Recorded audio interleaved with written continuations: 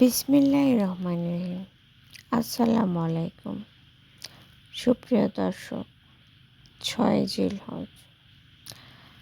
এই তো সেদিন পয়লা জিলহজ। দেখতে দেখতেই হয়ে গেল ৬ তারিখ। কি অদ্ভুত, তাই না? আর এই ৬ দিন পর্যন্ত আমরা কী করেছি কিছুই জানি না। শুধু জানি আমাদের অনেক কাজ। গরুর হাটে যেতে হবে, গরু ছাগল কয়টা দিব, কীভাবে দিব, উফ, সে কি চিন্তা।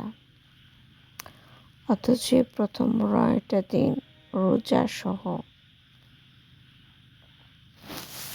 আপনার সুবহানাল্লাহ, আলহামদুলিল্লাহ, আল্লাহু আকবার, লা ইলাহা ইল্লাল্লাহ, দুরূদ আর ইস্তিগফার সহ পড়াটা আপনি যতটুকু পারেন ততটুকুই করবেন। এইটুকু সময় আমাদের হয় না, খুব বেশি কিন্তু না। যান্ত্রিক এই সময়ে আল্লাহ শব্দটা নিতেই যেন বিবেকে বাধে।